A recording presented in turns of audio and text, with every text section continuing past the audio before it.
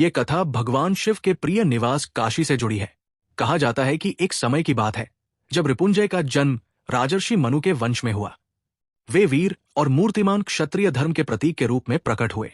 उन्होंने अविमुक्त नामक महाक्षेत्र में मन और इंद्रियों को वश में करके तपस्या की। इससे प्रसन्न होकर प्रजापति ब्रह्मा ने उन्हें दर्शन दिए और कहा, महामते, तुम समुद्र, पर्वत और वनों सहित समूची पृथ्वी का पालन करो। नागराज वासुकी तुम्हें पत्नी बनाने के लिए नागकन्या अनंगमोहिनी को देंगे। देवता भी प्रतिक्षण तुम्हारे प्रजापालन से संतुष्ट होकर तुम्हें स्वर्गीय रत्न और पुष्प प्रदान करते रहेंगे।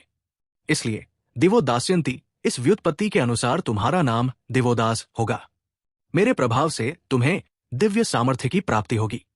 इस पर राजा रिपुंजय ने पूछा कि वो अपने राजकाज के लिए किस स्थान का चयन करें। तब ब्रह्मा जी ने कहा कि वो काशी को अपने राजकाज के लिए चुन सकते हैं, क्योंकि काशी एक धर्मप्रिय नगरी है और उनके धार्मिक व्यक्तित्व के अनुसार उपयुक्त है। इस पर दिवोदास ने कहा, हे पितामह ब्रह्मा, मैं आपके वरदान का सम्मान करता हूं, परंतु ये कैसे संभव होगा? काशी में तो भगवान शिव निवास करते हैं और एक राज्य में 2 राजा नहीं हो सकते। ये सुनकर ब्रह्मा चिंतित हो गए और भगवान शिव के पास गए। उन्होंने शिव से इस उलझन को सुलझाने के लिए कहा। तब महादेव दिवोदास के पास जाकर समझाने का प्रयास किया। दिवोदास ने भगवान शिव से विनती की, यदि आप यहां रहेंगे तो सभी प्रजा जन अपनी समस्याएं लेकर आपके पास ही आएंगे। ऐसे में मुझे कौन पूछेगा जब स्वयं देवाधिदेव महादेव यहां रहेंगे? इस पर महादेव ने दिवोदास के कथन को स्वीकार करते हुए काशी से प्रस्थान किया। उनके जाने पर सभी देवता भी उनके साथ चले गए। भगवान विष्णु भी भूमंडल के वैष्णव तीर्थों को छोड़कर वहीं चले गए। इसके बाद राजा दिवोदास ने निर्द्वंद होकर राज्य किया।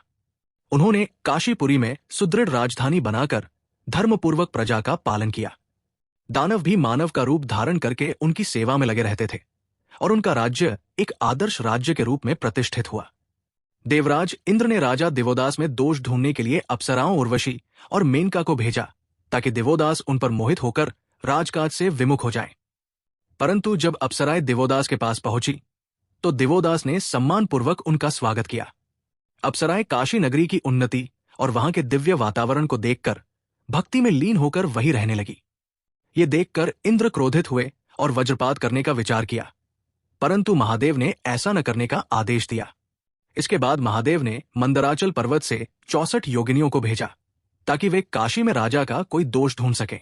वे योगिनियां 12 महीनों तक लगातार प्रयत्न करती रहीं, लेकिन राजा में कोई दोष नहीं ढूंढ सकी। उनके वापस न लौटने पर भगवान शिव ने सूर्यदेव को भेजा। उन्हें भी राजा दिवोदास के शासन में कोई दोष नहीं मिला और वे स्वयं 12 स्वरूपों में प्रकट होकर काशी में ही स्थिर हो गए। भगवान शिव काशी से दूर नहीं रहना चाहते थे, इसलिए जब सूर्यदेव भी लौटकर न आए तो महादेव ने स्वयं ब्रह्मा जी को भेजा। ब्रह्मा जी वृद्ध ब्राह्मण का वेश धारण कर राजा से मिले और काशी में यज्ञ करने की इच्छा व्यक्त की। राजा ने उनकी अभिलाषा पूरी की। ब्राह्मण रूपधारी ब्रह्मा ने वहां 10 अश्वमेध यज्ञ करवाए और वो स्थान दशाश्वमेध नाम से प्रसिद्ध हुआ। परंतु जब ब्रह्मा जी को भी कोई दोष न मिला और वे भी लौटकर नहीं आए, तो महादेव ने स्वयं काशीपुर में वापस जाने का उपाय ढूंढने हेतु गणेश जी और कार्तिकेय जी को मंदराचल से काशी भेजा। वे ब्राह्मण बालकों का रूप धारण कर ज्योतिषी के रूप में काशी के लोगों को प्रभावित करने लगे। उन्होंने रनिवास की रानियों को भी अपनी दिव्य दृष्टि से किसी वस्तु का सजीव वर्णन करके विश्वास जीत लिया और अंततः राजा दिवोदास तक पहुंच गए। राजा दिवोदास ने उनसे कहा, यदि आप वास्तव में पराक्रमी विद्वान और ज्योतिषी हैं, तो कृपा करके मेरे भविष्य के बारे में बताइए। तब गणेश जी ने कहा कि राजन, जो मैं कहूंगा वो आपको कटु लगेगा और संभवतः आप इसे स्वीकार भी न करें। क्या आप इसके लिए तैयार हैं? राजा दिवोदास ने आशंका व्यक्त करते हुए कहा, यदि सत्य है तो मुझे कोई आपत्ति नहीं होगी। तब गणेश जी ने बताया कि आज से 10 दिन बाद आपकी मृत्यु हो जाएगी। काल आपको साथ ले जाएगा। ये सुनकर राजा दिवोदास ने इसे अस्वीकार करते हुए कहा, मैं सजग हूं और उस पल को जी लूंगा जो आपकी ज्योतिष विद्या बताती है, और मैं इसे असत्य सिद्ध करूंगा। तब कार्तिकेय जी ने कहा, महाराज, ये परम विद्वान है और इनकी गणना अब तक कभी असत्य नहीं हुई है। फिर भी जैसा आपको उचित लगे। ये कहकर वे वहां से प्रस्थान करने लगे।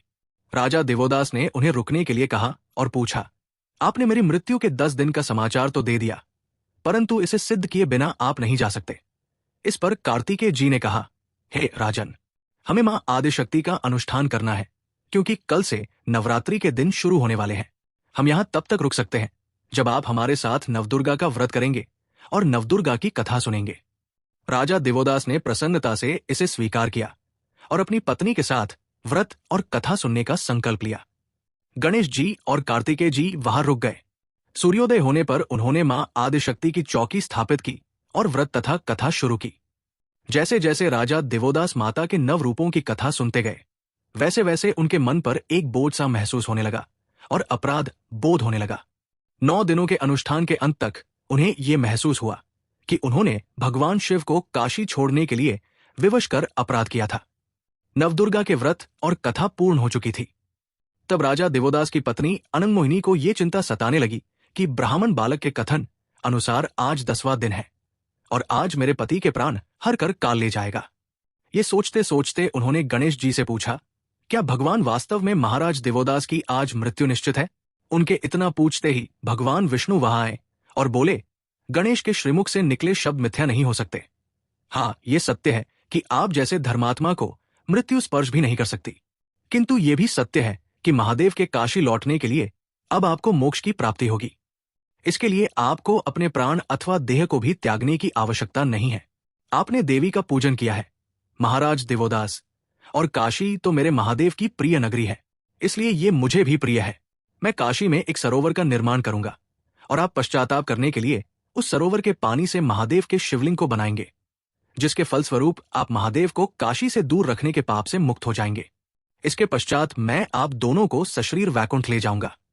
इसके बाद उन्होंने भगवान शिव से क्षमा मांगी और भगवान शिव को लिंग विग्रह रूप में स्थापित कर राजा दिवोदास ने अपना राज्य त्याग दिया और भगवान विष्णु के साथ वैकुंठ चले गए। भगवान शिव पुनः अपनी प्रिय नगरी काशी में विराजमान हुए।